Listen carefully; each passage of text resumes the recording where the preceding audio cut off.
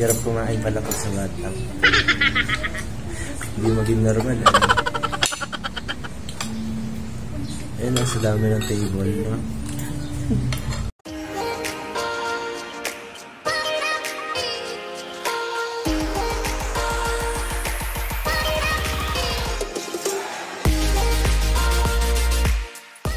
Hello, love! Hello!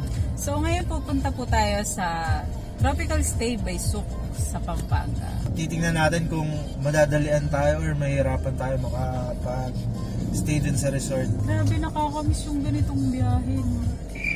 Ganon. Miss daw niya. Kaya namin napili pumunta doon is malapit lang siya, tapos nakita ng wife ko kasi yun sa Instagram. Ganda. Ganda. Yung setting nung resort is villa. Parang private na secluded. Secluded. Ang mura, promise. Tingnan natin kung okay ba yung presyo niya. Tingnan daw natin. Pero feeling ko naman sa pictures pa lang okay na okay siya. Excited! The estimated time of arrival is from Tris Residences papuntang dun sa Souk, 1.5 hour. Mabilis lang yun. Sobrang lapit na. If you're around Quezon City, mabilis lang talaga. Sana wag umulan. Days. Ruta is through NLEX. Malinta exit naman natin is San Fernando. Tingnan natin kung okay dun. Sana walang problema, makarating tayo. See you! See you!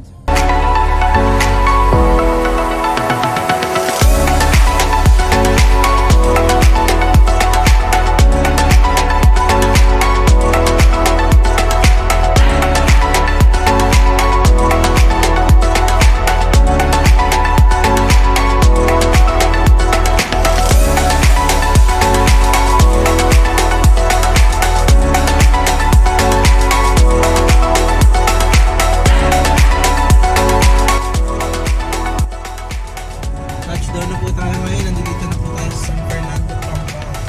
Okay naman yung mga tao dito. They're following the rules. Nakikita mo naman mga naka-face mask and naka-face shield sila. Ayos yan, ayos.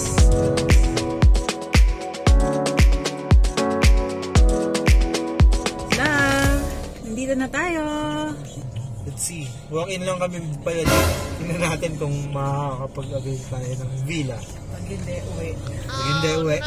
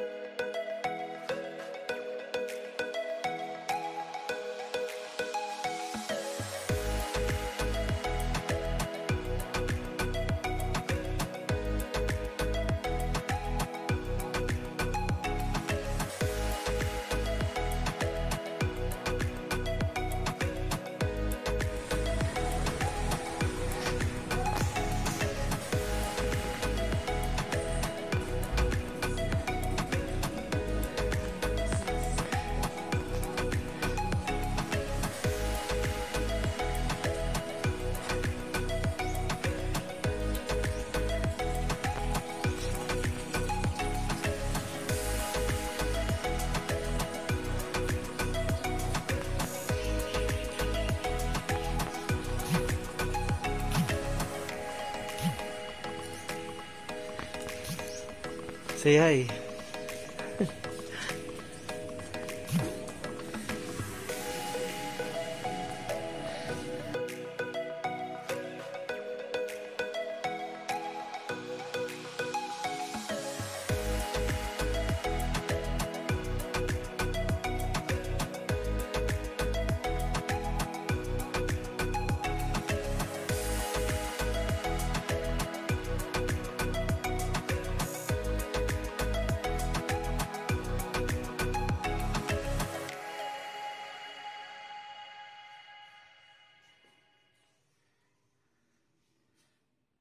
So, yun love.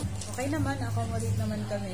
Saya kasi medyo maaga kami nakarating. At 12:30. 12:30. Tapos early check-in. Saya. Hindi namin kailangan mag-antay ng 2. Medyo naging problema lang namin talaga pagdating namin. Hindi namin alam kung saan yung reception. Bali yung reception nila nasa gitna pa kasi nasa loob pa ng restaurant. Kaya nangyari pa na napagkamalan ko yung isang customer na receptionist. So, kaya yun. Pero in the end naman, na-accommodate kami ng maayos. Namit naman yung expectation namin dito sa room namin. Kaya ito, ngayon, kain kami ng lunch. Dito na kami magla-lunch sa loob ng villa. Kain tayo, love. Kain. Ang in-order nga pala namin for lunch is soy garlic, Glazed chicken. soy garlic, tsaka sriracha chicken. Okay naman, pasado naman sa ang lasa namin. Parang pareho, 220. plus the 220 plus the service charge na 10%. May kasama na rin siyang mushroom soup. Surprise kami, sobrang sulit para And 220. May veggies. garnish na rin na vegetable. sulit siya. Masarap siya.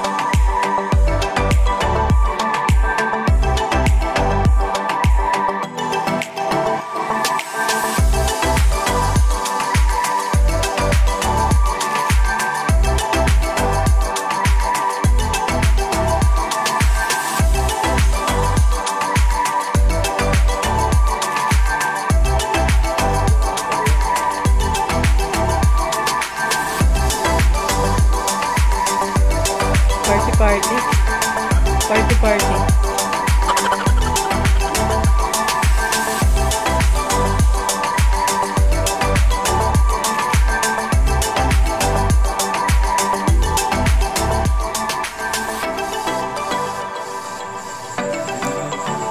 Good evening, love. Good evening. So, ito, dinner time namin, sisig, chicken, what's that? Tropical mango salad. Wow. Tsaka french fries. Kanina medyo maambon. Awa ng Diyos. Humupa siya para pag-dinner daw kami. Candlelight dinner. Wow! Parang candlelight dinner. You know? Para sa lamok talaga yan. Kain tayo. Ayun.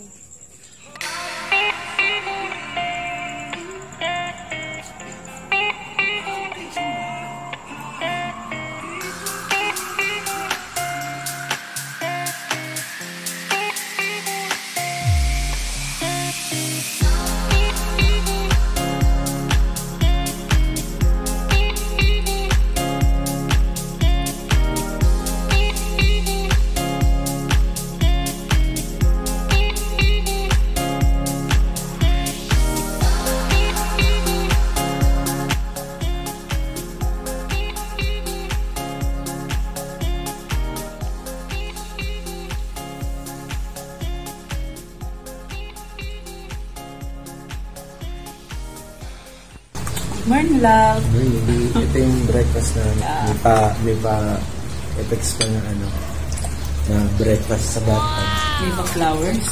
Yung breakfast dito is Tosino. Kasi Nasa Pampanga ka. Siyempre. Specialty ng Pampanga. Meron silang fruits. Yung juice nila maganda kasi fresh talaga siya. As in fresh. Tunay na fruit yun. Yun, kain tayo. Hirap kumain pala pag sa bathtub. Hindi maging normal Ang sarap ng kusino. Sobra, ang sarap. Oo, masarap. Legit. Kusino yung pang-pang.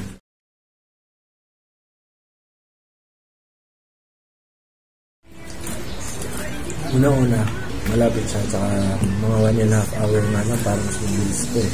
Sobrang bilis. Quezon City. 1.5 hour pa rin SM. Yun. Ang kagandahan naman dito, very private talaga. Oo. Perfect siya kung bago lang kayo mag-jowa o kaya anniversary mo. Yung wala talaga kayo ibang gusto gawin, kundi magkasama lang kayo, magkwento lang kayo buong araw. Pero sa mga tulad namin na nanlalamig na. Oh no! Kung ikukumpara mo naman yung accommodation sa resort, syempre mas maraming activities. Dito talaga, titigan talaga kayo dito buong araw. Kung hindi kayo makabuo, dito sure makakabuo kayo. Isa pang maganda dito, yung mga requests. Lahat naman na-approve, yan nga. Panalo. Meron po kayong floating breakfast. Ito. Maganda yung service nila dito. Lahat ng request namin, mula kagabi pang dinner, with candlelight, lahat. Nabigay nila lahat. Ito yung first time na puntahan namin na on time. Nung sinabi nilang 7. Around 7 yung punto nila. Around 5 next naman yung food. No, masarap talaga siya. Lahat ng kinain namin, masarap talaga. Wala akong masasabing hindi nila. Sobrang Instagrammable din. Interior designer yung mga place. Sobrang sulit. Sobrang sulit. Napakamura sa 5,500 kasi yung hinahanap ko talaga. Pati yung mga foods nila, mura lang din. Siguro mga mid-range. Hindi sa murang-mura. Hindi din sa mahal. Siguro, ang isang meal, nasa 200, hanggang 250. Basta mura. Hindi lang namin magandang na-experience namin. Kung hindi naman sa lima yun. Kung mahilig kang lumangoy, Kung swimmer ka. walang swimming pool na masiswimingan talaga dito. Pag-before lang. Picture. Kala ko sinabi mo, tulad mong pismisan lang yun. Pero recommend ba namin yung tropical stay? Oo, yes. Sobra. Parang The Farm. Pero budget friendly lang. Budget friendly ng The Farm. The Farm talaga eh. Budget friendly, malapit sa cruise. Tsaka sobrang yung bank for the back niya. Solid talaga. Okay yung mga staff nila dito. Sobra.